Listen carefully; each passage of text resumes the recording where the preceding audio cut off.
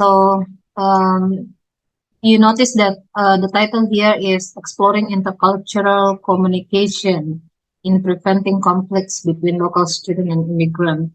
So you identify this title, then you would there is a thought that this would be in two variables, yeah, intercultural communication and then preventing conflicts. But the subject here is local students and immigrants. I don't know if you assume that local student here is singular as well as the immigrant, but if you assume that local student and immigrant are more than one person, then more than one people, then you need to um, pluralize, yeah, the noun here, local students and immigrants. So also based on this title, you can identify that there will be thought or there will be discussion about intercultural communication to prevent conflicts. But to have a look on the research question here, what are the intercultural communication barriers? And then what are patterns of intercultural communication? Since you you focus on in preventing conflicts between, yeah, so conflict barriers are different, okay, jadi konflik sama barriers atau hambatan itu berbeda. So it is based, if we look at the title, the research question doesn't represent the title, the cases here doesn't represent the title. Harusnya yang ada di sini adalah konflik apa, what type of conflict, happened between local students and immigrants. Itu yang pertama. Kemudian you can ask or you make a minor question asking what are the barriers of intercultural communication between local students and immigrants. So that could be a minor question, or if you want to discuss this alone, then you can put these two as the second research question, barrier. The third is if you ask about patterns of intercultural communication, so this will be another discussion, which is not too relevant to discuss in if you have to relate with conflict and barriers. Because if you want to also investigate about patterns of intercultural communication, then maybe you can put this patterns of intercultural communication as the first research question. Jadi ada tingkatan atau alur dari Anda menyusun pertanyaan penelitian. Karena itu tadi ya, judulnya tadi yang pertama adalah Exploring Intercultural Communication. Maybe you can add here with exploring the patterns of intercultural communication to prevent conflicts between local students and immigrants. That could be more specific and valid ya. Jadi itu bisa yang pertama harusnya pola dulu. Because before we go on to or before somebody has conflict or barrier, they would have first initiation, purpose, jadi inisiasi, tujuan, yang dimana itu semua sudah ada dalam satu model atau satu pola. Nah, pola itulah kalau dalam komunikasi yang bisa kalian identifikasi dulu pertama. Patterns of intercultural communication, kemudian yang kedua bisa masuk ke type of conflict, lalu yang ketiga bisa masuk ke barriers of intercultural communication. Jadi ini bisa menjadi 3 research questions, ya, 3 kajian yang kalian bisa bahas di sini. So I'm going to discuss this back and forth ya, karena dari title turun ke research question, ternyata di background, here in background doesn't represent anything that it doesn't have a striking or maybe issue, ya. Jadi masalah yang bisa dijadikan sebagai kajian dalam penelitian ini. We know already that communication is a fundamental human activity. Sorry, communication is a communicating. Biasanya kalau berkegiatan itu kan kata kerja ya, jadi bukan kata benda. If you notice human activity, so it's communicating. Tapi kalau itu adalah kata benda dalam artian aspek-aspek atau hal-hal mungkin bisa dalam format kata benda. Jadi communicating is a fundamental human activity. Di sini kalian karena nanti menjadi lulusan sarjana terapan linguistik STRLI, penting untuk kalian semua pahami perbendaharaan kosakata yang digunakan. Jadi kalau misalnya jadi diperhatikan betul-betul mungkin kata per kata, kalimat per kalimat, jangan sampai ada yang tidak konsisten. Nah, kayak seperti ini, kalau if you notice activity, biasanya beraktivitas bergerak kan. Yang bergerak itu adalah dalam kalimat adalah kata kerja. Jadi bukan communication, ini kata benda. Jadi di sini communicating. Nah, di sini cara kita untuk mencermati dan mengidentifikasi pemilihan kosakata apa atau diksi apa yang tepat untuk bisa dijabarkan di dalam tulisan. Ini satu contoh dulu, tapi saya mau lompat lagi ke slide kedua ini. Tadi diganti ya sebenarnya. Nah, yang seperti ini sebenarnya gini ya, kalau dalam penulisan, mengapa ini sangat krusial? Misalnya Anda menemukan yang seperti ini salah ketik, sudah ada tandanya merah. Ini tentu saja Anda harus revisi segera. Bahasa Inggrisnya seperti apa. Nah, tadi yang slide sebelum ini ya, yang ditampilkan itu tulisannya di sini bukan signifikansis, tetapi yang saya tanda itu adalah signifikan. Tetapi dalam penjabarannya ke belakang itu menjadi signifikansis. Nah, saya mau komen ini tidak konsisten. Kembali lagi, untuk menulis tugas akhir, karena ini tugas akhir menjadi performansi kalian yang terakhir dalam prodi kita untuk menunjukkan seberapa jauh pemahaman kalian dan juga seberapa jauh keakuratan kalian, penampilan kalian, pemahaman kalian terhadap semuanya, semua konsep atau teori yang sudah kalian dan juga praktek yang kalian sudah pelajari. Jadi hal-hal yang seperti misalnya dari halaman pertama, halaman kedua, nanti mungkin kalau program mata kuliah Writing for Undergraduate Studies itu akan lebih akurat lagi untuk kalian melihat itu ya halaman per halaman. Jadi cara konsisten untuk menginput atau mengetik kosakata-kosakata yang ada. Sama ini, teknik of data kolektif. Ini kan kolektif kata sifat kan, harusnya kata benda, ya.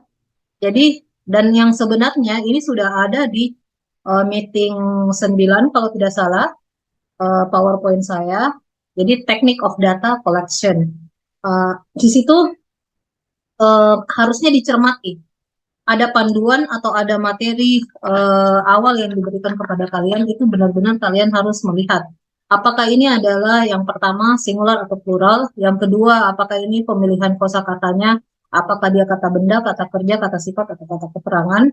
Jadi yang seperti itu benar-benar kalian istilahnya harus terbiasa. Karena penulisan yang seperti ini mungkin sepele kelihatannya, tetapi ini kalau menjadi kebiasaan, ini akan menjadi satu penilaian yang membuat kalian performansinya tidak bagus. Dan ini juga terjadi di dunia kerja. Saya rasa kalian sudah yang angkatan 2020 kan, sementara magang, tentu kan sudah bisa merasakan bagaimana komentar atau mungkin arahan dari supervisor atau kolega di tempat kerja yang seperti itu untuk menunjukkan apa sih sebenarnya yang dibutuhkan di dalam performansi kita, misalnya dalam bekerja. Nah, untuk mendukung performansi dalam bekerja, inilah perintilan-perintilan yang harus dipersiapkan sedari sekarang. Apalagi kalau nanti misalnya kalian mau lanjut S2, S3, nah yang seperti ini menjadi hal yang tentu saja harus dibiasakan ya.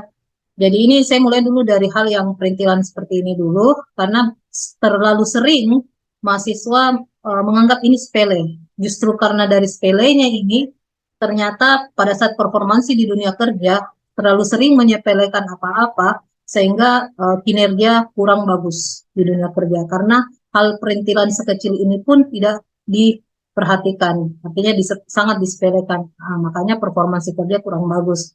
Dan kembali lagi dalam dunia kerja ini menjadi penilaian yang sangat krusial ya. Saya yakin kalian sudah mengalami itu karena sebenarnya dimanapun jika kalian tidak akurat, tidak mengkonfirmasi, mengcross-check atau tidak seragam yang sesuai dengan panduan yang sudah ditetapkan, tentu itu akan sangat sangat tidak menyenangkan di tempat kerja kalian. Ini satu penilaian ya, jadi tolong diperhatikan untuk penulisan karena ini baru PowerPoint. Nah, saya kembali masuk ke background. Jadi karena kan tadi sudah ada 3 research questions yang bisa digambarkan dari judul ini. Nah, tentu isu mengenai masalah-masalah mengenai pola intercultural communication, patterns of intercultural communication. Yang kedua adalah apa tadi, konflik, type of conflict, dan yang ketiga adalah hambatan. Itu harus dibahas di sini ya. Misalnya kalau kalian memulai dengan kalimat communicating is a fundamental human activity. By maintaining communication, people can stay in touch with one another while going about. Nah, ini tidak nyambung ya. By maintaining communication, people can stay in touch with one another while going about their daily lives in their homes, places of. Nah, hal yang seperti ini sebenarnya adalah pendapat umum. Apakah penting ini masuk di dalam penampakan PowerPoint? Tidak. Tapi masuk dalam proposal atau laporan, iya.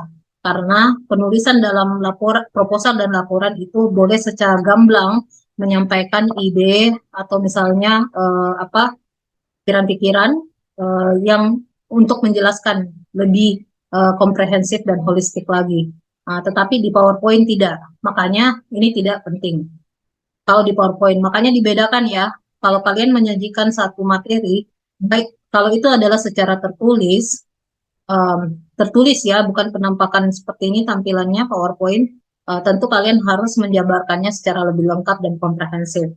Tapi kalau itu adalah namanya juga PowerPoint, powerful point, poin yang paling inti, poin yang paling utama yang kita butuh ketahui itu harus kalian tampilkan. Bukan hanya membaca semua apa yang kalian tuliskan di materi tertulis, di proposal. Tidak seperti itu. Jadi kesannya seperti copy paste saja. Padahal ini PowerPoint beda fungsinya dengan penulisan yang ada di misalnya file Word. There isn't human being alive who won't engage in communication. Kan sudah dinyatakan ini ya. Ini kan kalau artinya kalimat ini kan positif. Kalimat ini negatif. Tapi artinya poinnya sama.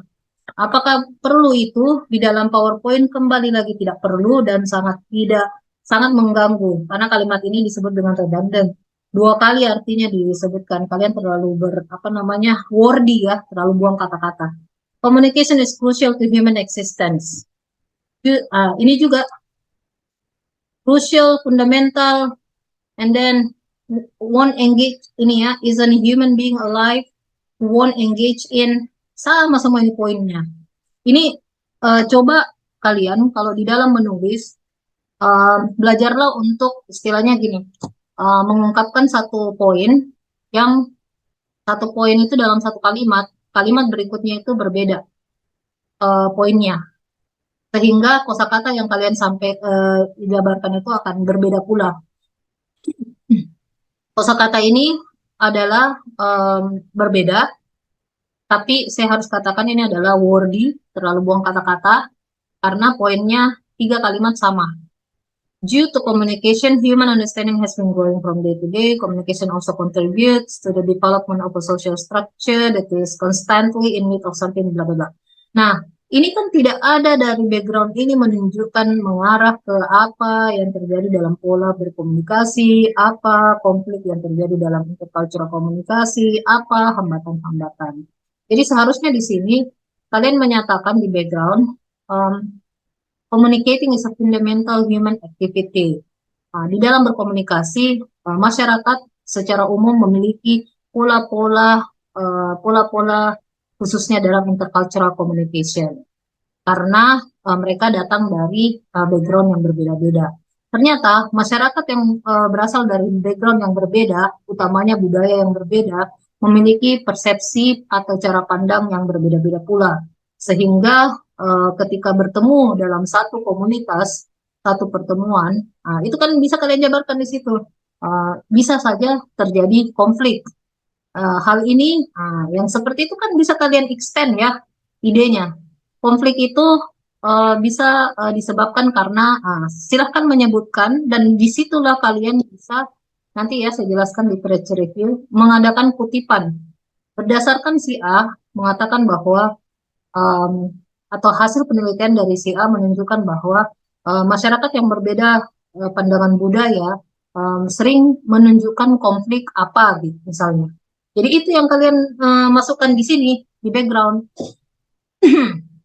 Dan dari konflik itu ternyata memang ada hambatan-hambatan atau ada hal-hal yang menyebabkan satu sama lain tidak mendukung untuk bisa berkomunikasi dengan baik. Barrier atau hambatan-hambatan tersebut adalah, sebutkanlah itu apa. Kan itu menjadi apa namanya lebih mudah dipahami dibandingkan ini yang tidak nyambung. Ya, bisa dipahami semuanya? Iya, Halo? Mem. Jadi Iya, Mem. saya tidak tahu ini kelompok dua. Kalau you mau teruskan ini sebagai apa namanya, sebagai researchmu nanti tugas akhir.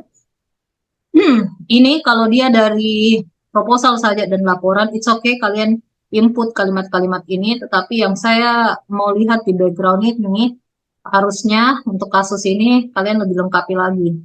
Harus lebih terjabar lagi mengenai ke isu pola-pola intercultural communication, kemudian apa konflik dan barriers. Nah, dari sini kita sudah bisa memetakan ya, nanti di literature review itu tentu sudah harus ada teori konsep mengenai pola-pola intercultural communication, mengenai macam-macam konflik, mengenai apa-apa saja hambatan di dalam intercultural communication. Dan ketiga poin utama ini tentu kalian mengutip dari ilmuwan-ilmuwan atau linguis yang sudah membahas mengenai ketiga poin ini. Nah, itu asumsi sudah dari awal ya, dari judul, kemudian masuk ke background, ke research question, seperti itu. Jadi backgroundnya sudah jelas seperti itu, research questionnya juga sudah jelas, kemudian masuk ke objectives, nanti disesuaikan saja. Kalau misalnya itu adalah kalian hanya mau mengidentifikasi pola, jadi objectives phrase-nya itu akan menjadi to identify and list. Jadi untuk mengidentifikasi dan mendaftarkan patterns of intercultural communication between local students and immigrants. Oh, kalau misalnya lokal ini gini ya, yang awal kan kalian bilangnya local students and immigrants. Tapi kalau asumsinya ternyata di sini local students and immigrant students, itu harus konsisten juga. Jangan yang di awalnya bilangnya local students and immigrant. Belakangan Anda bilang local and immigrant students karena sebenarnya itu berbeda arti. Oke, jadi local students, oke kita paham mahasiswa yang memang tinggal di daerah ini. Dan immigrant students adalah mahasiswa yang pendatang. Imigran itu dalam artian mereka datang ke sini dan tentu saja kalian sudah harus ada konsepnya ya dan tinggal di sini dalam jangka waktu tertentu. Jadi nih ya, tolong di apa namanya dipahami kekonsistenan di dalam kalian menjabarkan kata-kata, kalimat-kalimat. Ini saya baru PowerPoint mengomentari ya, belum yang file Word proposal nanti kalian. Jadi local and immigrant students. Nah, kembali lagi ini adalah plural karena saya merasa tidak mungkin saja kalian harus apa namanya satu orang yang diteliti ya, karena ini kan dua klasifikasi. Um, Kemudian untuk mau juga to identify konflik ya, type of conflict. To identify and find out conflict. types of conflicts of intercultural communication. Yang terakhir itu adalah bisa to identify and find out barriers of intercultural communication. Jadi seperti itu. Jangan hanya sekedar kalian mengcopy paste, oh pakai kata find out, pakai kata identify, pakai kata list. Itu sebenarnya harus dipahami juga artinya apa. Ada banyak perbendaharaan kosakata yang lain. Intinya kalau misalnya tugasnya kalian di penelitian ini adalah untuk untuk mengidentifikasi dan mendaftarkan. So itu Anda state di sini to identify and list ya. Kecuali kalau Anda memberikan penjelasan itu bisa bilang to decipher or to describe ya, uh, or to interpret. Nah, menginterpretasikan itu juga berbeda. Jadi tentu harus terjawab semua itu di bab 4 nanti.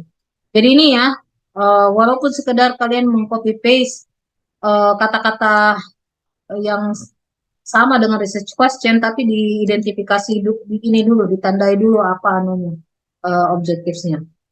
Significances of the research, ini saya sudah jelaskan bahwa theoretical benefits atau nah ini lagi ya, salah ketik significances.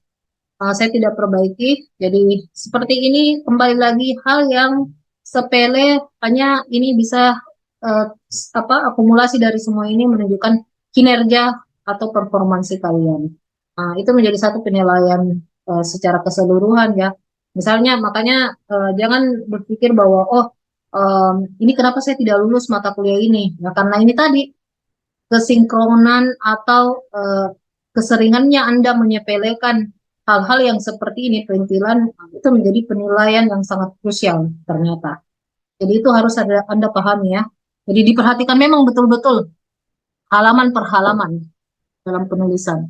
Dan cross check kata-kata pemilihan kelas katanya.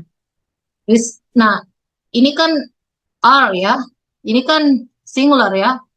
Nah, yang seperti ini kan kembali lagi masih sepele bagi kalian, tapi ini menjadi penanda bagi kita yang membaca. Apalagi kalau seperti dosen-dosen kalian, karena ini menjadi suatu hal yang sangat sering kita temukan, jadi sangat mudah diidentifikasi. To provide benefits and learning for business English communication. Emangnya mahasiswa business English itu satu orang saja? Nah, yang beginian juga ini menjadi sepele. Adalah plural ya. Jadi hal yang seperti ini, kalau kalian menanda-nandai ini adalah singular, nah, itu artinya kamu tidak menandai mahasiswa-mahasiswa lain sebagai mata kuliah program studi ini. Sama dengan ini ya. Kembali lagi, local immigrant students. Nah, tadi kekonsistenan ya di dalam menyatakan atau mengetik kosakata-kosakata yang kalian anggap itu menjadi satu frase. Karena itu kembali lagi, apalagi kalian di prodi sarjana terapan ini, fairly ya linguistiknya ini yang saya harus tekankan ke kalian. Pemilihan kosakata kalian ini sangat utama dan sangat penting untuk kalian tandai. Yang harus dipahami di dalam bahasa Inggris, kalian untuk grammarnya itu adalah itu tadi singular plural dan kelas katanya. Kemudian yang ketiga adalah tandai kalau memang kalian mau menyatakan bahwa ini adalah singular atau plural atau ini berasal dari satu komunitas tertentu. Nah, sesuaikanlah itu di dalam penggunaan bahasa Inggrisnya. Practical review. Nah, ini tidak nyambung ini. Apa maksudnya practical review sama significances? Kan manfaat ya. Practical review ini kan kajian praktis. Nah, ini tidak nyambung. Kembali lagi hal yang sepele yang Anda lakukan di kelompok ini, yang sebenarnya ini sudah berulang kali disampaikan bahwa atau Mem sudah tunjukkan di Syam untuk kalian cross check bacaan-bacaannya atau mungkin saja kalian tidak membaca materi-materi ya, jadi makanya menjadi hal yang sepele. Tapi kembali lagi, kenapa tidak lulus? Karena tidak menyepelekan ini ya, menyepelekan hal-hal yang seperti ini perintilan, tapi sering menjadi akumulasi. Result of this study can provide understanding and information to students about the importance of intercultural communication patterns. Nah, kalau practical significances yang Mem jelaskan tempo hari ya, Kalau theoretical benefit adalah keuntungan yang diberikan kepada satu disiplin ilmu tertentu. Nah, di sini kalian tidak menyatakan disiplin ilmu apa yang bisa mendapatkan penambahan apa namanya pengetahuan kah atau wawasan mengenai materi yang Anda kaji. Kan sudah ada jelas-jelas di judulmu itu adalah intercultural communication. Itu ada mata kuliahnya. Kenapa tidak menyatakan bahwa to provide benefits and to enrich dan untuk memperkaya insight about intercultural communication, especially for students in Business English Communication Program. Nah, seperti itu dinyatakan theoretical benefits. Practical benefits-nya apa? To provide an account. Jadi an account ini semacam gambaran about itu tadi bisa Anda sebutkan patterns of intercultural communication. Ini ya, pola of how intercultural communication between local and immigrant students happen in business English communication program, and types of conflict and barriers that are present during the intercultural communication. Nah, seperti itu kan langsung kelihatan bahwa di sini mau memberikan hal yang praktis dalam hal bagaimana sih pola-pola intercultural communication antara local and immigrant students di program studi BEC. Nah, itu langsung spesifik penjabarannya ya. Jadi kalian di sini apa namanya tidak sekedar yang hanya menyatakan saja kalimat-kalimat seperti ini, tapi harus ada maknanya. Dan kembali lagi ini Mem sudah jelaskan bahwa di bab 1 penjelasannya adalah kalau sampai significances of the research itu theoretical benefits merujuk ke misalnya satu atau beberapa disiplin ilmu, bergantung dari apa yang kalian bahas di research questions. Kemudian practicalnya namanya hal yang praktis ya. Hal yang praktis itu menunjukkan hal yang teknikal, hal yang istilahnya lebih ada kegiatannya. Maksudnya tidak bersifat konseptual dan teoretis, tapi lebih bersifat praktek. Jadi kalau misalnya dari secara teoretisnya di sini manfaatnya adalah menambah wawasan mengenai apa kajian di research question, tapi hal yang praktisnya adalah menunjukkan, jadi bukan lagi memberikan apa penjelasan, bukan, karena itu bukan hal yang praktek ya, tapi menunjukkan bagaimana pola intercultural communication yang terjadi antara local and immigrant students di BEC. Kemudian menunjukkan juga apa macam-macam konflik dan apa hambatan yang terjadi pada ini subjeknya. Seperti itu ya, kalimat yang dijabarkan harap dipahami. Oke, ini sampai bab 1 selesai. Next, kita masuk ke bab 2, theoretical reviews. Pakai S, karena kajian-kajiannya lebih banyak. Lebih dari satu konsep dan teori yang kalian harus jabarkan. Pertama adalah communication. Kita cek ya, ini komunikasi oke lah. Karena mau memberikan pemahaman secara umum dulu mengenai apa itu komunikasi. Kemudian masuk ke interpersonal. Communication pattern yang saya cari ini intercultural. Kenapa harus ada interpersonal dibandingkan intercultural communication dulu? Kalau kalian membahas interpersonal communication, ada asumsi bahwa bisa saja ini menjadi salah satu barrier. Ya, kalau ini kalian masukkan, apakah ini bisa di dalam teori apa kalian ini adopsi atau adaptasi di dalam kajian ini?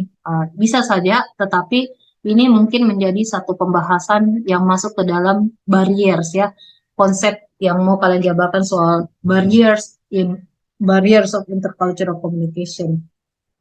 Sebaiknya intercultural communication ini istilahnya gini, bisa dua versi. Kalian bisa pertama menjabarkan karena mau kasih gambaran dulu apa sih itu komunikasi. Sedangkan kita tahu sendiri ya, berkomunikasi itu tentu saja menyampaikan ide, pikiran, perasaan kepada lawan bicara. Bisa terjadi secara satu arah, one way, atau dua arah, baik secara verbal maupun non-verbal. Nah, itu kalau misalnya hanya sekedar untuk memberikan definisi mengenai apa itu komunikasi. Lalu kemudian masuk penjelasan intercultural communication untuk mengaitkan bahwa karena kan tadi sudah dibahas pengertian komunikasi. Nah, ditambahkan kosakata intercultural bahwa eh, aspek-aspek yang ada dalam intercultural adalah seperti apa. Ini saya dari definisi ini belum saya melihat apa itu intercultural communication. Coba kalian lihat ya, baca ini. Ini masih definisi umum. Hmm, there is a reciprocal communication. Ini terus terang masih definisi komunikasi, bukan intercultural communication. Hmm. Nah, kalau misalnya Anda langsung masuk ke pembahasan ini, intercultural communication has entered transactional stage, the process of exchanging has entered high stage, have entered the stage of mutual understanding regarding feelings. Oke, di sini bisa idenya di sini boleh ya.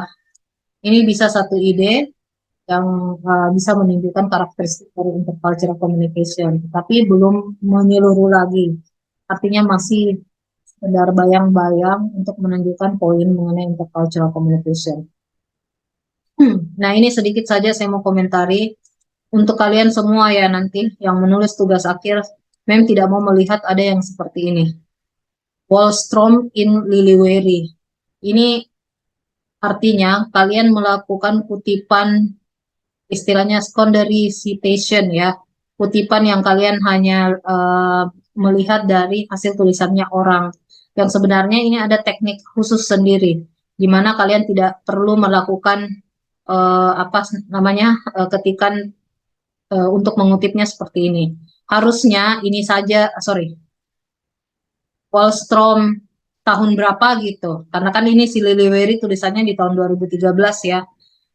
Kalian di tulisannya Liliweri ini, coba cek di bibliografinya atau referensiesnya di bawah, itu cari namanya Wallstrom. Nah, nanti dari situ kalian copy itu tulisan apa daftar referensinya Wallstrom, lalu kalian masukkan ke sini sehingga yang tertulis Wallstrom tahun berapa di sini dan tidak perlu memasukkan Liliweri. Ini bisa dipahami kelompok 2. Yes, ma'am. Jadi jangan ada lagi yang seperti ini ya. Apakah kembali lagi Yes. karena mata kuliah research methodology ini kayak sering banyak yang tidak lulus ya karena saya bilang ini tadi. Hal yang sepele sangat sering terjadi dan sangat sering dilakukan oleh mahasiswa. Karena bagaimana mau melanjutkan ke performansi yang terakhir jika hal-hal seperti ini disepelekan. Kemudian kalau memang mau membahas interpersonal communication, istilahnya gini, kalau kalian mengurutkan theoretical review, itu tentu saja disesuaikan dengan 3 kajian utama di awal ya. Yang pertama adalah pola, yang kedua adalah konflik, yang ketiga adalah barriers. Sebaiknya itu terjabar di sini. Nah, kalau ini kan communication pattern. The thing is, um, pola yang kalau misalnya kalian mau memasukkan pola intercultural communication, harusnya judulnya bukan communication patterns, karena kembali lagi ini adalah hal yang umum, belum mengena ke konsep atau teori yang kalian mau jabarkan mengenai apa itu pola intercultural communication.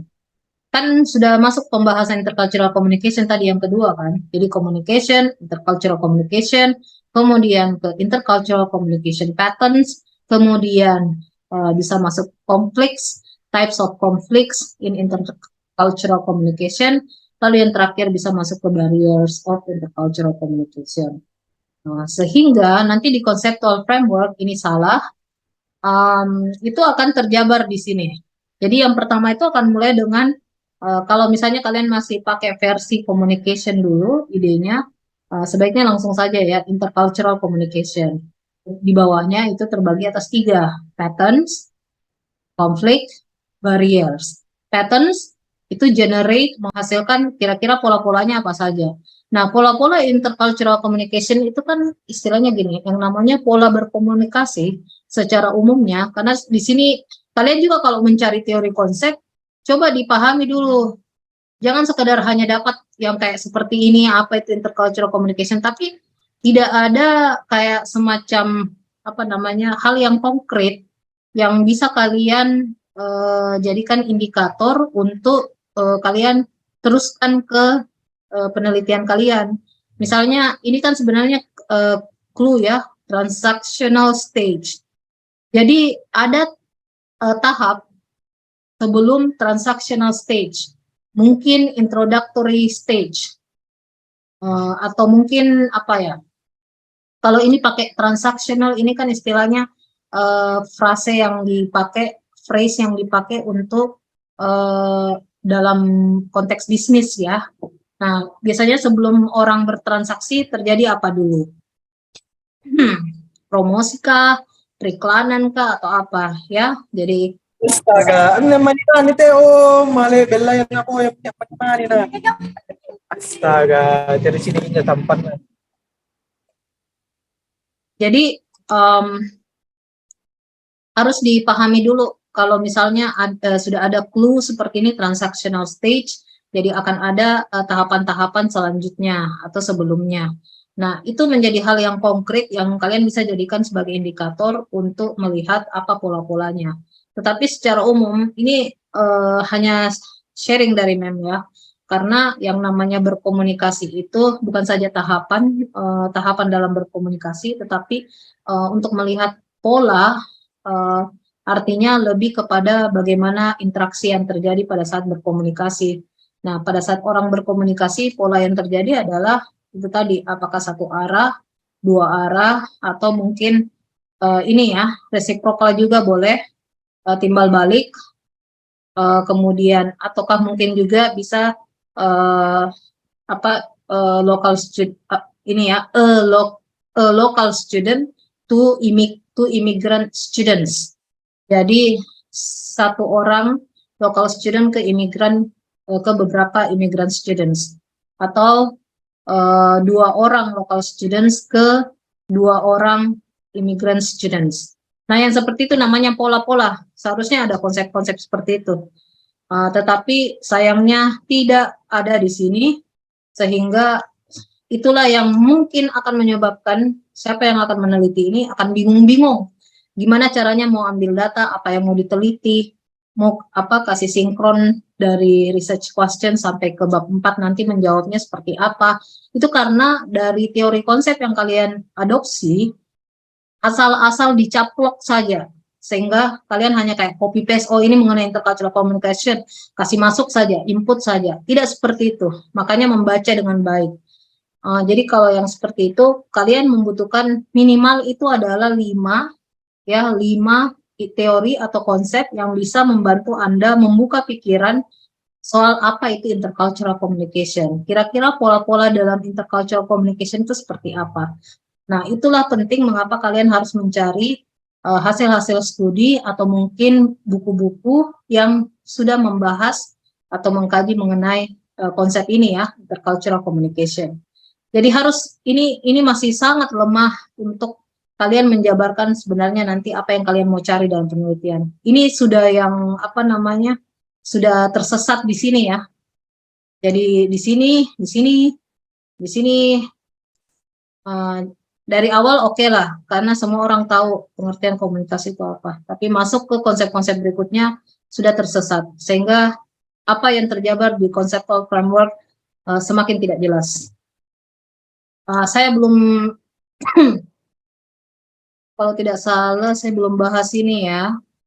Untuk chapter 3 ini skip dulu. Ini akan jadi pembahasan minggu depan. Tetapi yang jelasnya untuk sampai di literature review dulu ya.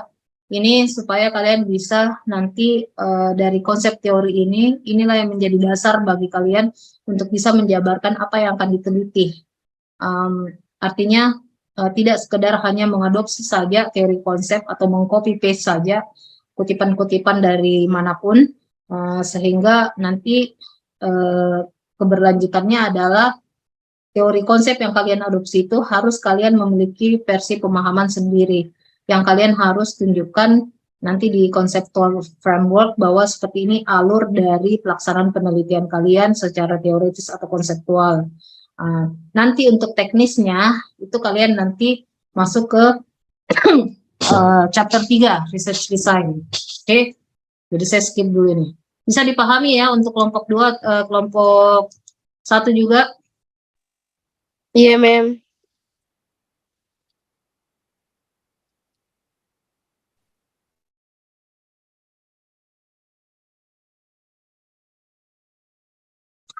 Jadi saya tidak tahu siapa yang meneliti itu nanti. Nanti bisa di apa namanya? Bisa direvisi dulu. Kita ke kelompok 1, employees activities and working on English documents. Sebenarnya gini, ini juga banyak kasus-kasus penelitian yang judulnya mirip-mirip. Jadi kalau misalnya hal seperti itu terjadi, kalian bisa memodifikasi. Ini tentu saja karena memang tempo hari mem yang suggest untuk kelompok 1 ini boleh mengambil judul seperti ini, tapi sampai di sini sebaiknya kalian bisa belajar untuk memodifikasi ya kasus penelitiannya seperti apa. Kalau yang seperti ini, employees activities in working on English documents, asumsi kita adalah kalian akan menjabarkan kegiatan-kegiatan pegawai dalam bekerja mengenai dokumen-dokumen bahasa Inggris. Nah, mengenai bekerja dalam dokumen-dokumen bahasa Inggris, ini langsung dari judul sudah bisa diasumsikan ya. Kita mau tahu apa sih kegiatan-kegiatannya pegawai, dan yang kedua kita mau tahu bagaimana cara pegawai ini mengelola atau mengerjakan tugas dokumen-dokumen bahasa Inggris. Namanya juga dokumen, sudah tercetak, terketik, artinya ini adalah kegiatan menulis. Ya, jadi kita asumsikan ada pembahasan mengenai kegiatan menulis bahasa Inggris. Kegiatan menulis materi berbahasa Inggris.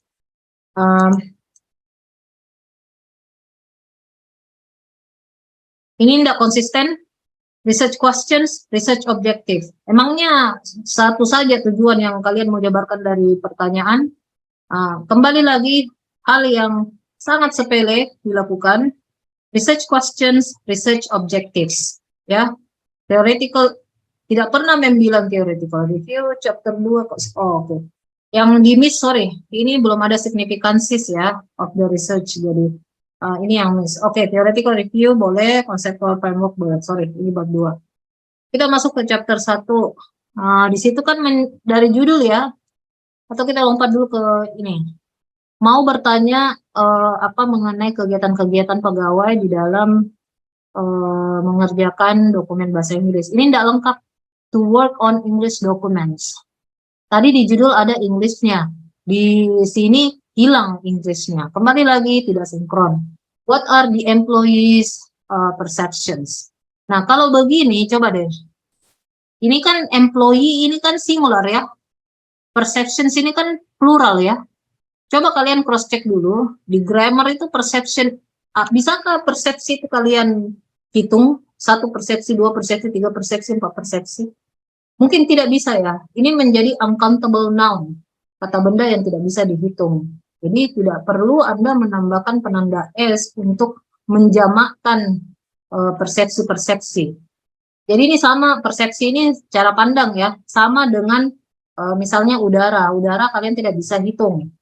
Tapi kalau misalnya pikiran, 1 pikiran, 2 pikiran, 3 pikiran, 1 ide, 2 ide, itu bisa dihitung.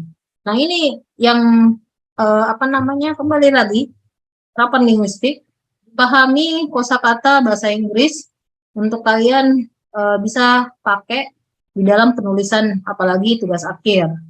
Nah, ini penandanya, artinya pegawai di sini 1 orang saja yang kalian mau lihat persepsinya ya. Apakah itu bisa di dalam penelitian? Sebenarnya kalau 1 subjek penelitian itu tentu harus lebih mendalam kalau hanya 1 pegawai saja. Tapi kalau istilahnya hal yang umum saja, yang ingin diteliti dari 1 orang, itu sepertinya tidak representatif ya untuk diteliti. Coba ditandai dulu di sini apakah dia jamak ataukah hanya sendiri saja. Tapi kalau sendiri dan kelihatannya di sini kalian hanya mau meneliti apa kegiatannya dia sendiri, tentu kan ini ada profil yang sangat komprehensif dan lengkap mengenai pegawai ini, sehingga kenapa kalian hanya meneliti satu orang pegawai. Itu harus harus dipahami dan harus ditandai ya. Jadi kembali ke grammar, ini tidak usah dipluralize. Jadi ini cukup dengan what is the, ini tolong direvisi apakah satu orang atau lebih dari satu, sehingga formulasinya tidak seperti ini. Nah, ini kan ada ya, in working on English documents. Ini Anda bilangnya English documents, tapi di sini bilangnya documents, tidak konsisten. Kembali lagi, Mem kasih tahu clue-nya, hal yang seperti ini, mengapa menjatuhkan pada akhirnya merasa bahwa saya sudah melakukan ini semua, tapi kemudian protes, karena hal-hal yang seperti ini yang menjadi penilaian yang sebenarnya perintilan, tapi itu krusial. Nah, itu di situ yang kalian harus lebih hati-hati dan lebih aware, lebih sadar. Sama dengan gini, merasa bahwa saya sudah paham ini, saya sudah menguasai materi ini. Tetapi ketika pada saat presentasi menunjukkan bagaimana cara presentasinya atau apa, attitude yang kalian tunjukkan, menunjukkan gesture atau movement yang tidak meyakinkan, nah itu menjadi penilaian yang krusial. Orang pada umumnya tidak memperhatikan apa yang kalian mau sajikan, tapi apa yang kalian sudah lakukan. Jadi intinya seperti itu, jangan salah kaprah mengenai penilaian harus selalu terbaik karena sudah berusaha, tapi hal yang perintilan seperti ini ternyata Anda sepelekan, itu menjadi penilaian krusial bagi orang lain. Ini terjadi di dunia kerja ya. Nah, dari sini 2 poin employees activities, kemudian persepsi harusnya terjabar di sini. Kita lihat ini Anda mulai dengan menjabarkan dulu apa itu site-nya ya, research site-nya. To communicate with international customers, ship goods abroad, and other business activities. Nah, ini coba, requires good English skills to communicate, to ship goods abroad. Ini mana tutunya di sini, mana tuh infinitifnya di sini? Karena ini dia with international customers, goods abroad, business activities adalah objek dari to infinitive. Grammar ya. Jadi harus ada to infinitive di sini. Nah, ini sudah salah. Kembali lagi nih, kan kalian nanti akan tes bahasa Inggris ya, TOEFL atau TOEIC. Jadi hal yang seperti ini di dalam TOEFL, TOEIC, IELTS itu sangat diperhatikan. Ini namanya paralel. Nah, ini kalau kalimatnya begini tidak paralel karena tidak ada satu gitu di sini. Research on employees' activities in working on English documents is needed to gain. Ini to gain a balance in their English skills. Saya tidak tahu kenapa ini kalimatmu harus ada seperti ini.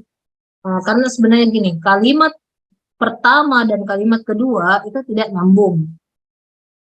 Dalam membuat satu tulisan, satu paragraf, misalnya seperti ini, harusnya kan kalian menjabarkan requires good English skills to communicate with international customers, to ship goods abroad, and to work on other business activities. Ada kalimat lanjutan di sini untuk kembali menerangkan apa yang kalian maksudkan dengan membutuhkan bahasa Inggris yang baik. Mungkin di sini kalian menambahkan bahwa bahasa Inggris yang baik dalam hal ini adalah berkomunikasi secara lisan dan tulisan. Karena kan ini arah penelitiannya kalian materi bahasa Inggris yang tertulis ya, working on English documents. Itu harusnya ada kalimat di sini antaranya dulu ini. Sebelum masuk ke research on employees, ini sangat dibutuhkan untuk memperoleh better understanding of the English skills, factors, and whether there is a need for Yang jelasnya ada antara dulu di sini penghubung ide untuk menyambungkan apa yang kalian maksud dengan requires good English sehingga kalian mau melakukan penelitian. Itu bisa dipahami kelompok 1? Yes, ma'am. Is expected to provide benefits for PT Pelindo. Masa PT Pelindo saja? Jadi maksudnya ini kan penelitian tidak menjurus juga ke PT Pelindo. Tentu Anda sebagai mahasiswa yang studi di program di prodivisi, lalu Anda juga bisa mengeneraliskan bahwa manfaat dari penelitian ini bisa memberikan dampak atau manfaat ilmu juga ke mahasiswa di prodi lain atau masyarakat secara umum, seperti itu. To increase effectiveness and efficiency of this work. Setelah ini kalimat kalau misalnya mau nyambung ke sini juga harus ada kata-kata ya, transisi. Kenapa kalian hanya menyatakan ke PT Pelindo? Mungkin harusnya di sini. The benefits of doing this research will be impacted to PT Pelindo, students of Universitas Negeri Makassar, particularly in Business English Communication Program, and other communities. Kan bisa seperti itu. Lalu masuklah first to provide benefits for PT Pelindo, that is to increase apa gitu. Second, begitu caranya menulis ya, kan sudah diajarkan di mata kuliah writing ya. Jadi harusnya ini penulisan kalian. Kalau ini adalah PowerPoint, apakah ini representatif? Tidak. Tapi apakah ini juga di dalam bisa menjadi input di penulisan proposal kalian? Boleh. Hanya membutuhkan tambahan-tambahan penjelasan. Nah, yang itu tadi yang Mem sudah sampaikan penjelasannya. Oke, ini ya baru chapter 1. Kemudian research objectives. Kan karena research questions-nya 2 ya, jadi harus jamak juga di sini. Working on, ini juga aneh ya. Padahal kan harusnya sudah mengcopy dari research question ini, langsung saja di copy ini begini. Tapi kenapa di sini itu berbeda? Hal yang sepele saja gini, perintilan. Itu gini deh, yang saya mau tekankan ke kalian semua, hal yang kalian anggap sepele itu krusial bagi kita. Itu saja underline-nya. Jadi tolong diperhatikan hal yang sepele itu menjadi hal yang penting. Sama dengan begini, kenapa Mem selalu menetapkan bahwa kalian harus menyalakan kamera kalian atau video kalian via Zoom. Itu karena kalau kalian mau dihargai, itu Anda juga harus memperlakukan orang dengan cara seperti itu. Kalian kan di dunia kerja sudah belajar seperti ini ya, artinya bukan dunia kerja saja, sama dengan teman-teman kalian semua. Ini namanya tugas akhir, ini menyentuh ke semua aspek kehidupan kalian nantinya ya. Jadi kalau kalian memang sama ya, misalnya ada pengajar atau siapapun yang lagi misalnya Zoom, dia sudah menyalakan kameranya dari menit pertama sampai menit terakhir, itu menunjukkan integritas dia untuk sharing waktunya, sharing ilmunya ke kalian, untuk mau berinteraksi dengan kalian. Tapi kalian menutup, memblok itu pertemuan atau interaksi itu dengan menutup kameranya kalian. Itu hal yang sepele bagi kalian, hal yang krusial bagi kami. Saya dipaham ya? Nah, ini kenapa Mem selalu tekankan ke kalian semua, ketika orang berzoom, dan Mem sudah punya pengalaman sering seperti ini, itu nyalakan kamera. Karena tidak mungkin Mem spend waktu untuk yang istilahnya dari menit pertama sampai menit terakhir tidak menyalakan kamera, kecuali Mem sampaikan, minta maaf kalau saya tidak bisa menyalakan. Itu pun kalian juga harus menyatakan, minta maaf, Mem, kamera saya lagi ini. Itu kan bisa dipahami. Yang hal seperti ini kan komunikasi. Dan ini bisa menjadi barriers. Yang dampaknya kembali lagi, kalau kalian mau dihargai, kalau kalian mau dianggap sama seperti yang cara pandangnya orang secara umum, ya seperti itulah kalian juga harus memperhatikan orang. Jadi seperti itu ya. Yang ini kenapa Mem menekankan terus karena kembali lagi kalian nanti lompat ke dunia kerja atau apapun cita-citanya kalian ke depannya, hal yang sepele inilah, perintilan inilah yang orang akan lihat. Bukan saja di dunia kerja, ketika kalian juga nanti masuk ke jenjang berikutnya, menikah, berkeluarga, kemudian berteman, nah yang seperti ini menjadi hal yang kembali lagi perintilan, disepelekan, tetapi menjadi hal yang krusial. Dan yang pada umumnya menyebabkan orang kenapa selalu konflik, ya karena tidak memperhatikan hal yang perintilan atau yang menyepelekan hal-hal yang kecil. Saya lanjut ya, ini saya menjabarkan keterkaitannya karena kenapa sebenarnya Mem sudah pernah jelaskan manfaat dari melakukan penelitian ini sangat besar. Itu sangat memberikan dampak ke kehidupan sehari-hari. Termasuk dalam apa tujuan hidupmu, kemudian apa yang akan kamu lakukan ke depannya. Itu akan sangat berdampak. Karena di dalam proses penulisan proposal, kemudian laporan, namanya juga kan kalian mulai dengan proposal ya, mengajukan, mengusulkan. Ketika kalian mengajukan, mengusulkan, tentu kalian mau melakukan yang terbaik. Apa ini bisa diterima atau tidak oleh tim penguji. Nah, ketika itu dikomentari apa-apa, kalian diminta untuk memperbaiki. Nah, disitulah prosesnya yang terjadi. Akan ada nilai-nilai di mana kalian harus melatih kesabaran, di mana kalian harus itu tadi ya, menghadapi ada konflik tim penguji yang seperti bagaimana. Karena kembali lagi penguji sebenarnya cara pandangnya sama. Penguji pembimbing cara pandangnya sama. Hal yang sepele karena kita semua sudah melalui dan kita sudah berpengalaman dengan hal seperti ini. Yang perintilan itu akan menjadi yang krusial. Oke, ini tips-tips ya yang Mem share. Significances. Oke, ini sudah bagus. Tapi namanya ini baru proposal ya. Namanya mengajukan. Kalau orang itu mengajukan, di bahasa Inggrisnya itu tidak menjadi was. Apalagi nih, you di sini bilangnya results. Saya bilang ini, coba ya. Orang mengajukan proposal akan, insya Allah.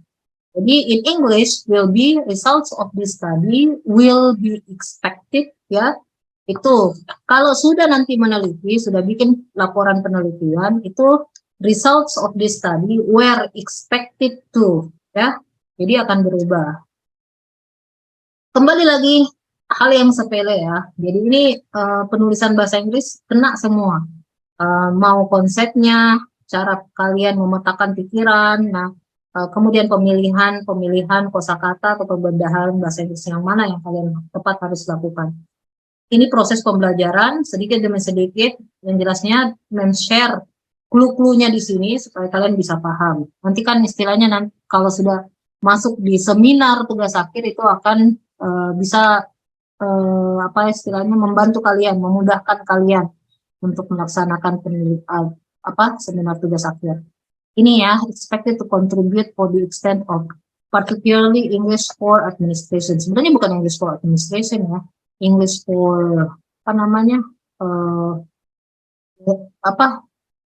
mata kuliahnya itu English for documents ya, English writing. Apakah termasuk kalau dokumennya itu surat menyurat, artinya English for correspondence ya. Nah, jadi bukan administration. English writing karena kegiatannya. Results of the study sama will be expected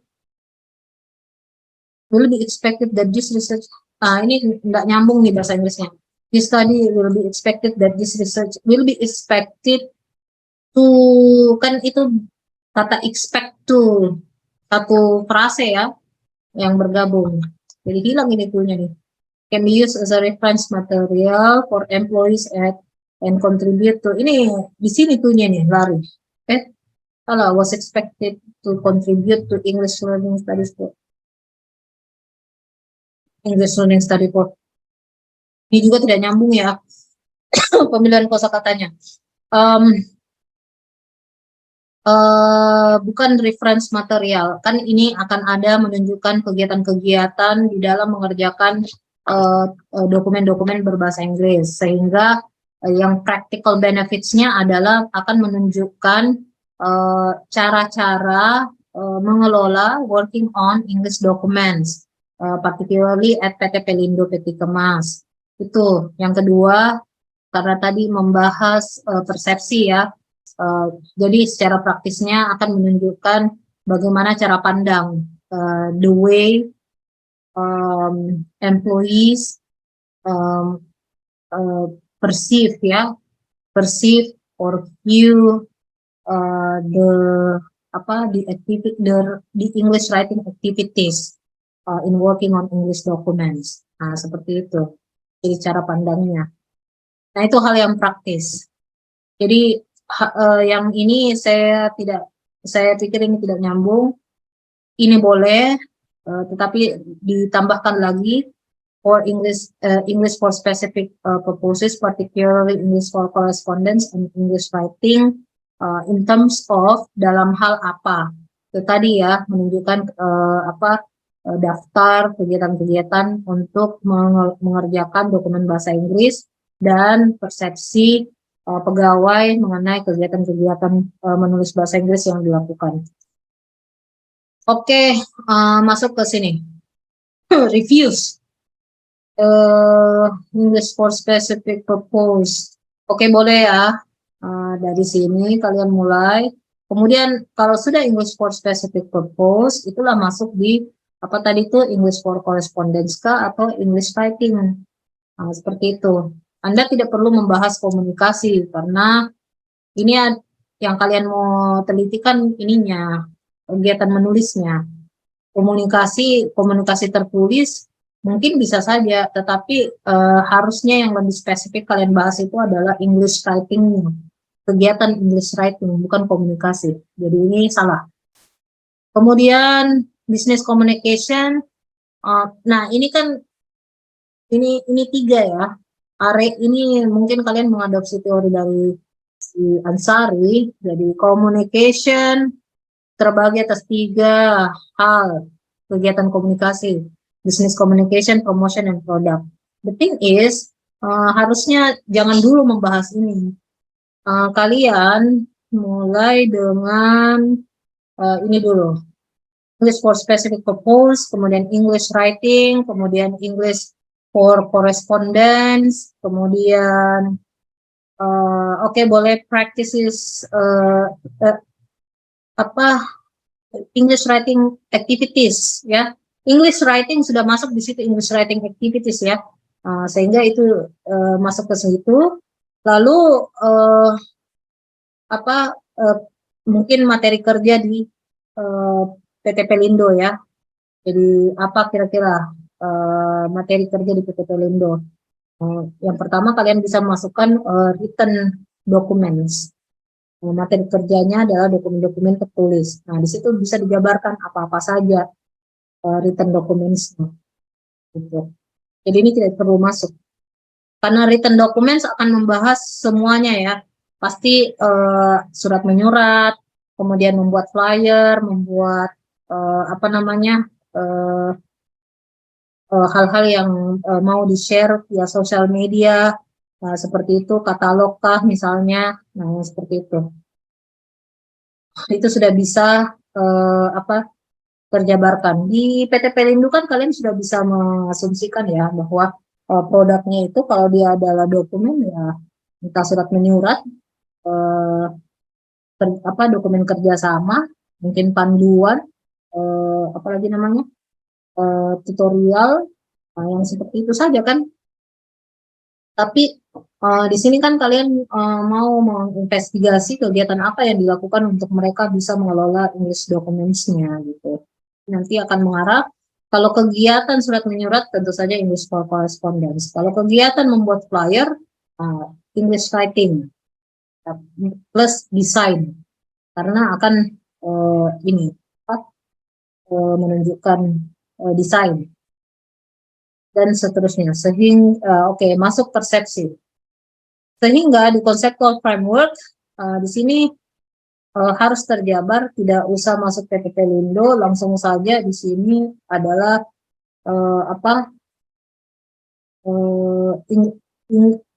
Anda boleh memasukkan di sini adalah employees performance ya.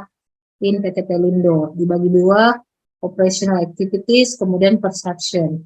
Operational activities, English, ini dalam kurung English writing activities ya. Kemudian masuk di sini dokumen apa, dokumen apa, dokumen apa. Kayak gitu.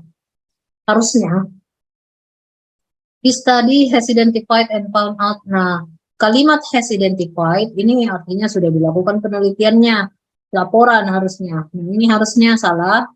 Di grammar harusnya menjadi the study will identify and find out the activities and perception of the nah di sini baru Anda bilang employer, employees, kan lebih dari satu. Nah, kembali lagi tidak sinkron. Jadi dari awal ya ini sudah ketahuan. Oke, apakah bisa dipahami kelompok 1? Yes, ma'am. Ya, seperti itu ya. Karena bilang begini, untuk tugas akhir ini kenapa tidak menakut-nakuti kalian, tetapi sebenarnya ini dibutuhkan keseriusan dan juga atensi ya, perhatian kalian yang sangat terpusat untuk bisa melakukan ini. Jika misalnya kalian menulis proposal, melakukan penelitian dan menulis laporan penelitian, istilahnya setengah hati dan tidak fokus, Anda misalnya nggak apa-apa, misalnya somehow kalian bisa rehat sejenak, tapi kembali lagi bekerja menyelesaikan tugas akhir, itu oke. Tapi kalau terlalu banyak main-mainnya, lalu mau kembali bekerja ke sini, itu yakin tidak akan hasilnya bagus. Dan tentu saja kalian tidak akan paham. Bisa ditanya-tanya lah senior-seniornya, seperti itu. Dan hanya mau sampaikan, untuk melakukan menulis tugas akhir, melakukan proses ini, memang jangka waktu yang dibutuhkan untuk semua kelonggaran bisa terjadi, artinya bisa rehat, tapi kembali lagi fokus, rehat, kembali fokus, itu 1 tahun. Kalau 6 bulan, itu adalah waktu yang sangat mepet. Nah, ini mau share, mengapa ini bagusnya bagi yang angkatan 2020 kalian ambil di semester ini, karena supaya di semester depan itu kalian bisa fokus untuk menulis laporannya, atau misalnya menganalisa datanya lalu menulis laporan. Karena prosesnya ini akan terus berlanjut. Yang sarankan kalian antisipasi saja, selalu mengingatkan diri untuk fokus. Ini tidak akan lama ya, terutama bagi angkatan 2020 dan juga ini yang mau selesai 2019, 1 semester saja ini. Insya Allah kalau misalnya kalian serius, fokus, itu dengan sendirinya akan selesai. Jadi jangan khawatir. Memang prosesnya akan membosankan karena seperti itu, tetapi itu tadi, kalau kapan sudah bosan, rehat dulu, baru kembali lagi fokus. Yang supaya kalian bisa mengantisipasi dalam pembuatan proposal, ini mau share dulu untuk yang bab 2 literature review ya. Jadi di literature review itu ada 3 pointsnya, adalah literature review atau theoretical review sama saja ya. Coba dicek dulu di panduan, karena saya sekarang sedikit lupa. Sepertinya literature review ya, dibandingkan theoretical review. Coba di cross check dulu. Yang pertama itu adalah some pertinent ideas, conceptual framework, hypothesis, kalau itu adalah penelitian kuantitatif. Kalau penelitian kualitatif tidak perlu pakai hypothesis. Some pertinent ideas ini akan berisi mengenai poin-poin yang tadi ya, misalnya kalian mau kasih konsep teori mengenai apa itu komunikasi, apa itu intercultural communication, patterns of intercultural communication, itu ada di sini.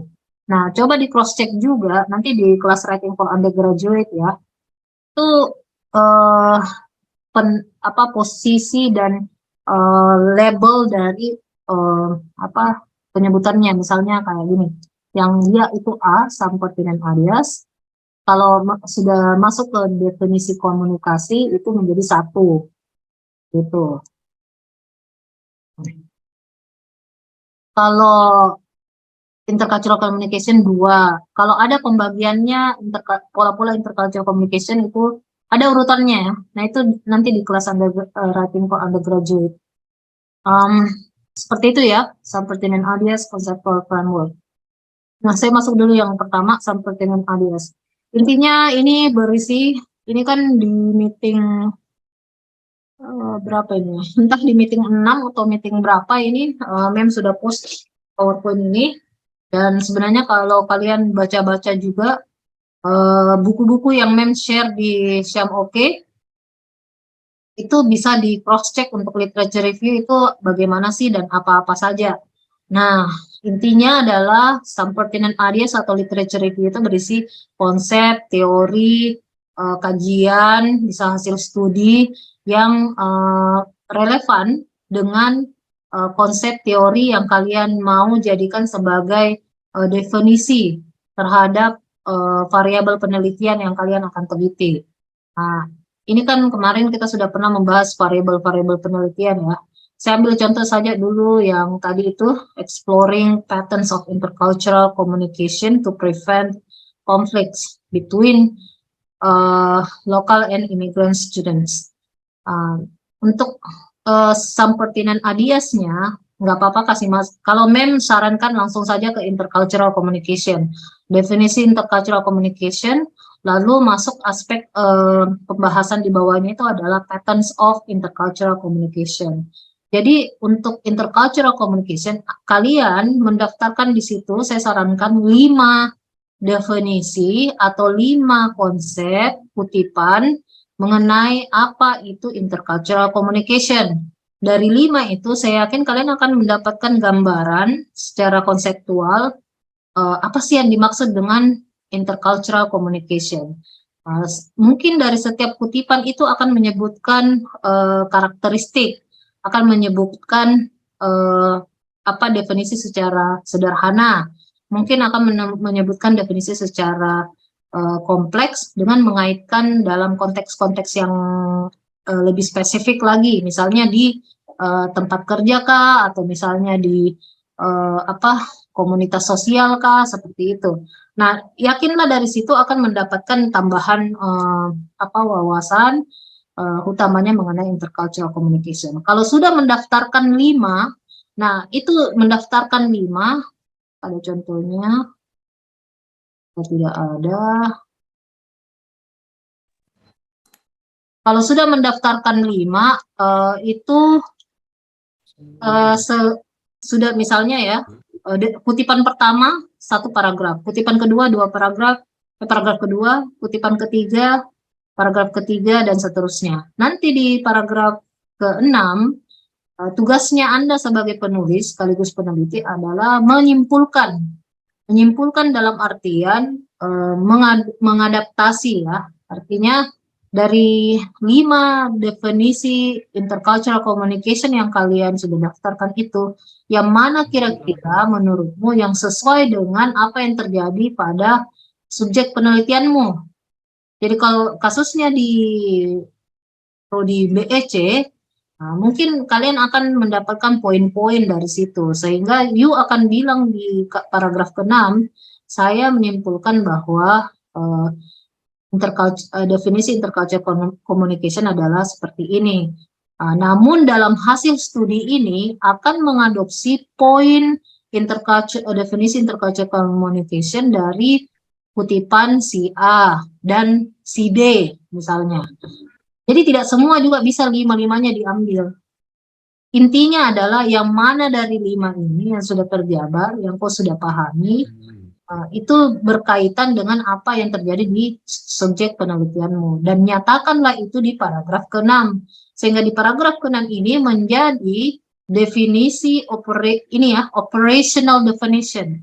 Jadi definisi operasional tentang apa itu intercultural communication. Itu baru satu konsep ya. Jadi sudah paham. Jadi nanti kalau ditanya apa itu intercultural communication, ya jawablah bahwa intercultural communication adalah seperti ini, karena dari hasil kajian saya mengadopsi si A dan si D yang menyatakan bahwa intercultural communication adalah seperti itu, dan itulah poin-poinnya yang akan digunakan di studi ini, di penelitianmu. Itu intercultural communication. Kemudian yang kedua masuk ke patterns of intercultural communication. Ini saya tidak ada contoh, jadi saya sampaikan lisan saja. Patterns of intercultural communication, saya yakin akan ada juga beberapa kutipan yang kalian akan cari. Kemudian untuk kutipan-kutipan itu mungkin kalian akan mendapatkan entah misalnya 3, 4 atau 5 atau lebih pola-pola intercultural communication. Daftarkanlah itu dalam tulisannya kalian. Sebaiknya semua tulisan-tulisan itu atau kutipan-kutipan itu berada dalam 10 tahun terakhir. Jadi kalau ini adalah 2023, carilah kutipan teori konsep dalam tahun misalnya 10 tahun yang lalu adalah 2013. Jadi 2013 ke 2023. Mengapa harus 10 tahun dan lebih bagus lagi kalau 5 tahun terakhir? Karena fenomena yang terjadi apakah setiap tahun, jangka waktu 10, 5 tahun itu sering berubah-ubah. Nah, biasanya rentannya untuk bisa menyamakan karakteristik yang terjadi, misalnya dalam hal intercultural communication itu, yang paling terdekatnya ada dalam 5 tahun, dalam 10 tahun. Karena kalau kalian mengadopsi teori konsep yang sudah misalnya 20 tahun, 30 tahun, yang you saja belum lahir, you sudah adopsi, you tidak tahu apa yang terjadi 30 tahun yang lalu, you mau kaitkan dengan apa yang terjadi saat ini, itu belum tentu sesuai. Makanya mengapa dalam 5 atau 10 tahun terakhir. Jadi yang berdekatan masa-masa terjadinya fenomena tertentu. Seperti itu maksudnya ya. Jadi itu kalau sudah dapat patterns of intercultural communication, mungkin ada 5 kutipan juga. Tapi menurut observasi subjek penelitianmu yang kamu teliti, kayaknya hanya satu saja yang cocok. Misalnya si C. Nah, you bilang di paragraf terakhir bahwa berdasarkan hasil kajian dari mengenai pola intercultural communication, si A mengatakan ini, si B begini, si C, si D, si E begini. Studi ini, penelitian Anda akan mengadopsi pola intercultural komunikasi dari si C. Itu dibilang dari si C mengenai patterns of intercultural communication yang akan terjadi dalam studi ini adalah seperti ini. Pola-polanya apa gitu, itu kan Anda sebutkan. Beginilah runtutan-runtutan kalau misalnya kalian mau menjabarkan kajian teori atau konsep. Jadi seperti itu baru yang kedua. Masuk lagi ke types of konflik. Ada banyak konflik yang kalian sebaiknya minimal 5 ya. 5 atau 4 lah. Lalu terakhir itu kalian selalu harus menyatakan apakah kalian adopsi dan adaptasikan, seperti itu. Sama perception, apa definisinya persepsi? Persepsi mungkin ada banyak penjabaran definisi, ada macam-macam persepsi. Nah, karena begini, teori atau konsep yang kalian sudah nyatakan di paragraf terakhir setiap kajian kalian di Sampertinan Adias, itu menjadi menjadi bahan untuk kalian jabarkan ulang di conceptual framework. Jadi nanti di conceptual framework semua kesimpulan di setiap paragraf terakhir kalian copy paste, tarik masuk ke keterangan gambar ya, keterangan conceptual framework seperti itu. Itu dinyatakan bahwa studi ini akan mengkaji mengenai ini exploring the patterns of intercultural communication bla bla bla. Patterns of intercultural communication adalah seperti ini dan mengadopsi teori dari si ini. Itu nanti masuk di sini conceptual framework. Kemudian conflicts happen in intercultural communication will adopt the theory from si B misalnya. He stated that conflicts are apa. Kemudian barriers. Itu terjabar semua di ulasannya conceptual framework atau keterangannya conceptual framework. Berikut nanti dengan kerangka-kerangkanya. Seperti itu maksudnya. Sehingga nanti kan dengan sendirinya, kan kalian sudah mendefinisikan versi kalian berdasarkan kajian dari hasil bacaan kutipan-kutipannya kalian bahwa patterns of intercultural communication mengadopsi si C, konflik mengadopsi si B misalnya, barriers mengadopsi si A misalnya. Nanti di bab 3 ada yang namanya point operational definition, itu kalian masukkan lagi di situ. Jadi seperti copy paste saja. Hanya konsisten kan cara pengetikannya. Nah, karena kalian sudah menjabarkan di bab 2 Sampertinan Adias, kalian bawa copy paste lagi itu masuk ke conceptual framework, copy paste lagi itu masuk ke operational definition, sehingga yang tadi mem selalu bilang kalian sepele-sepelekan hal-hal yang perintilan, itu tidak akan terjadi karena sudah konsisten penempatan-penempatan pengetikannya itu seperti apa. Tapi memang dalam memformulasikan perbendaharaan kosakata itu harus kalian cermati memang benar enggak saya pakai kata bahasa Inggris ini enggak, artinya cross check selalu arti kamus. Nah, seperti itu ya. Itu untuk literature review. Nanti untuk tambahan selanjutnya pemahaman ini kita lanjut di minggu depan. Karena mem juga mau masuk ke pembahasan langsung ke bab 3. Selanjutnya adalah kalian secara individu persiapkan memang proposal masing-masing. Jadi untuk proposal masing-masing ini sudah bisa membuat bikin draftnya, judulnya apa, karena kan ini teknisnya kalian sudah pahami ya, research questionnya bagaimana, tadi pembahasan backgroundnya apa yang dimasukkan, literature review-nya seperti apa, namun mem tetap akan menambahkan penjelasan lagi soal literature review supaya lebih jelas lagi bagaimana nanti menunjukkan cara teknisnya kalian mengutip seperti apa, ide-ide apa yang harus dimasukkan di situ supaya lebih terarah untuk bisa kalian pakai nanti di instrumen penelitian di bab 3. Sampai di sini ada pertanyaan?